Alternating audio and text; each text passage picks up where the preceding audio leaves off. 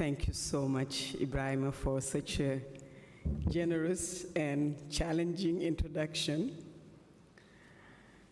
I will say first, maa ngi nuyu ku nekk ci sa tur ak sa sant, because we are in Senegal. I'm greeting each of you in your own name. I got to say, the tur is your first name and your sant is your family name. And I like that greeting because really what it does is to say that I greet each of you as an individual, so in your own name, because I know, yes, you are part of institution, yes, you work somewhere, but you come here first as a human being, and you come here as someone who believes in something, so I greet you in your own right first.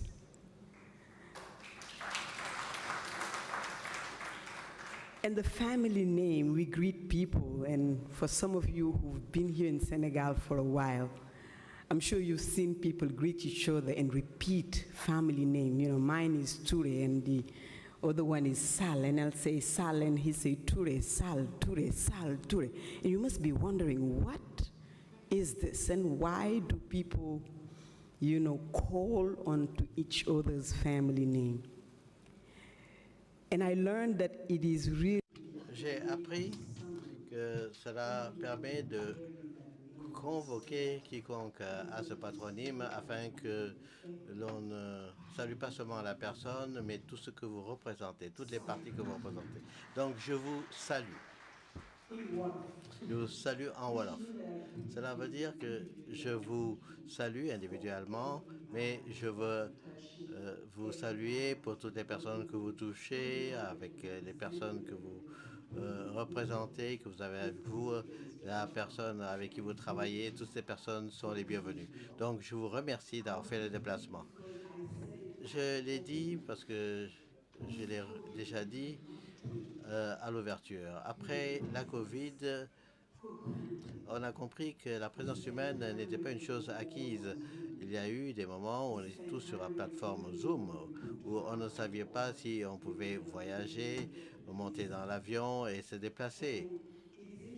Il est intéressant de se souvenir de cela, parce qu'on oublie vite. Lorsque les choses reprennent du mouvement, on ne se souvient plus de ce que l'on a vécu. Donc, j'ai beaucoup de gratitude, je ressens beaucoup de reconnaissance. Je veux prendre le temps pour vous remercier pour tous les pas que vous aurez faits pour être ici. Je remercie toutes les personnes qui ont travaillé avec TrustAfrica, avec CAPSI évidemment, avec l'école de commerce WITS, le réseau philanthropique de l'Afrique orientale, le Forum africain de la philanthropie et tous ceux dont les logos ne se trouvent pas sur papier, mais ont été les partenaires qui ont accompagné d'une manière ou d'une autre cette réunion. À eux tous et toutes, je dis merci. Ils m'ont dit de dire les mots de clôture et j'ai dit, mais pourquoi? Voyez-vous, au cours de la dernière semaine, j'ai été dans différents univers. Je viens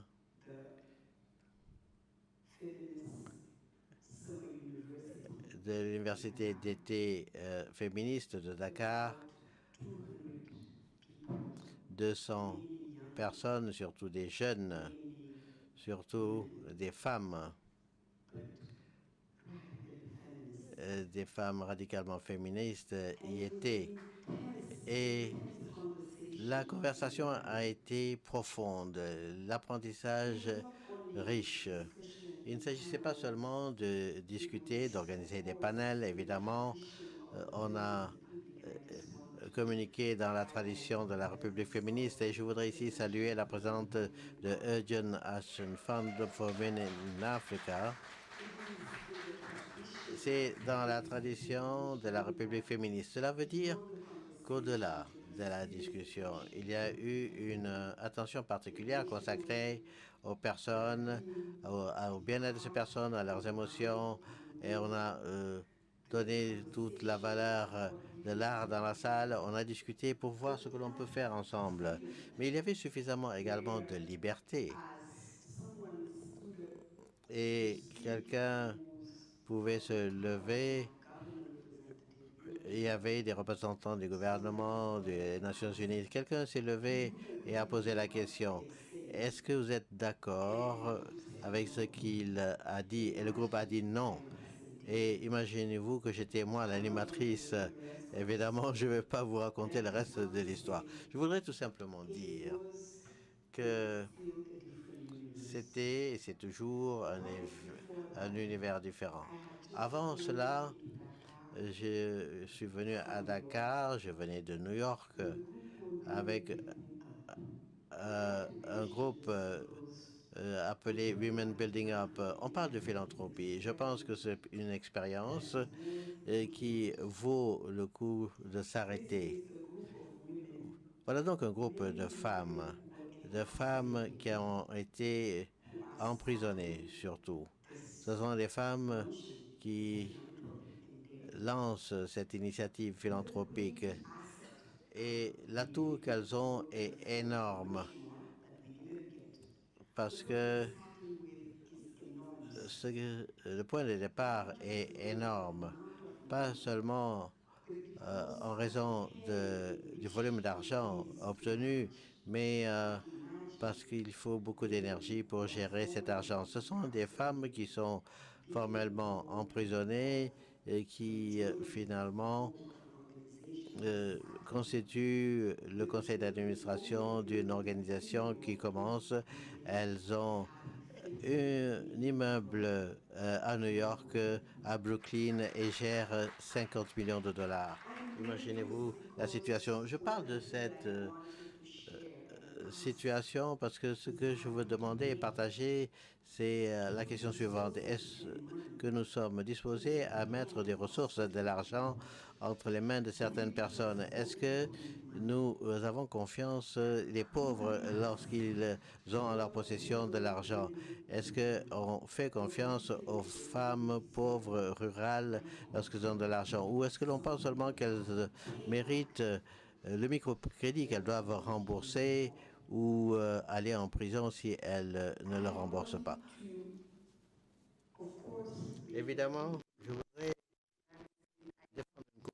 Vraiment, elle a dit, j'écris et je publie des livres pour les enfants et évidemment, je suis tout à fait subjective dans mon propos. Ce continent est un continent d'enfants. Lorsque vous sortez dans les rues, il y a des endroits, en tout cas à Dakar, ou à Popenguine,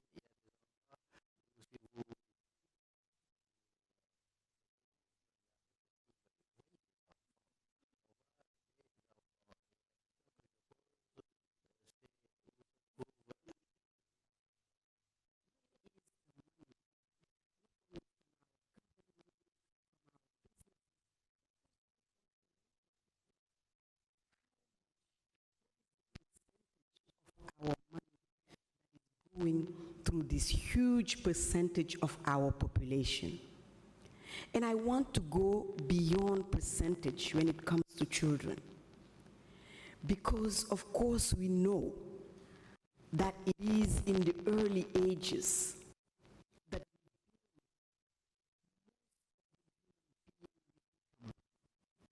and the inhumanity we witness most of the time later is something that is seeded very early. So this is, for me, a call. We look at our portfolios to look at where money is going and understand that investing in making sure that children are not only well-fed and have good health, but have the capital of love that will allow them to be fully human is something that I have to name. Of course, again, keeping on my subjectivity, I have to speak about the art. Yes, it might look like something on the side, on the margin. It might look like it's not urgent, it's not water. But the truth is that the biggest thirst, the biggest lack that we have today is about humanity and being human. And to me, that's what the art does cultivate.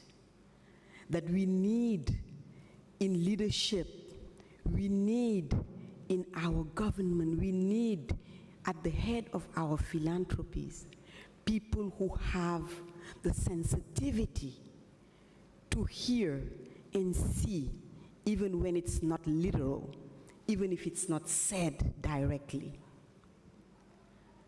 I want to thank and second my sister, Natalia Kanem. As she spoke, I sat there and I was just like, you know, is there a place where we say, I second this? Is there a place where I can say yes?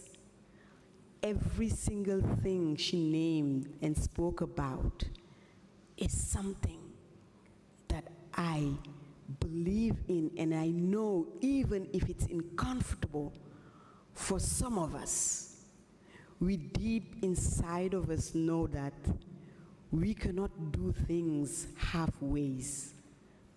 There is no half justice. There is no half justice. A human being is a human being. And being a feminist is nothing more than just the radical notion of, you know, that considering that women, poor people, people with different sexual orientation deserve just as much as any rich white man living in Europe or America to have mobility, to move as she wants, to have ownership of her body, and to have the opportunity to bring to the world what we know, what we think, and what we feel. I do not want to stand between you and food. I have many, many more things that I would want to advocate for. But I leave you with questions. What will we do now? What will we do now that is different from what we used to do? And I would like to give each of you a minute. You don't have to say it in the mic, but take the time to write it down. Is there something that you think you might be able to do differently or to push to be done differently in the institutions that you come from, so that we come together to the type of philanthropy that we've been talking about? Because we know there are many things and many areas of philanthropy.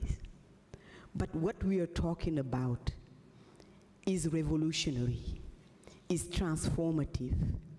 It turns the world upside down. It speaks truth to power. It supports even those we don't always see sitting with us. I have so many stories of invisible philanthropy. We could spend the night here, but I will share one. One of the programs that I've been doing the past 12 years is called Invisible Giants. The idea is to celebrate women who do things in their communities. Nobody really knows them. They do it. In the past month, we celebrated 4 women actually in the village, Popengin, Ndayan, Popengin, Serer. And I can tell you, there is a rampant and invisible philanthropy going on, holding our societies that is completely under the radar. Kapsi, I believe we have a study there. I met women. I met a woman who sold her house to build an education center in Dayan, in the village in Dayan. You can come and see it. Now, when I say she sold her house, you have to go in the house that she lives in right now to understand the meaning of what it is for this woman to sold this other house to build that education center for children. I've met a woman who, if you go to Popengin, you will see a little shack on the side of the road where she sells breakfast, peanuts, and whatnot. When we do the research and ask about Invisible Giant, people pointed us to her and told us that because she's at that corner, which people use to go to this health center that the nuns run, and most of the people who go there is because they don't have money. They don't go to the hospital because the ticket at the hospital is too expensive. That so many people going to that health center who do not have transport back home or cannot buy their medicine. This is the main foundation that deals with that problem in that area. But you have to see the place from which she's selling things, the amount of money she has and where she lives, to be able to measure what we receive as information in terms of the philanthropy she does. I think we have a subject. The Lebu people in the same village of Ndayan, they tell me that every first Wednesday of the month, all of the people who went, these are people who live off fishing. They have individual boats, family boats. Every first Wednesday of the month, anybody who fish anything, that fish is sold and that money is managed. That is the money that is used to build community things. These are things happening. Nobody funds them. Nobody put a regulatory about who's managing the money and where it's going. Everybody knows exactly in that village when and where this money should be spent. We have work to do to unearth the potential of our people in giving,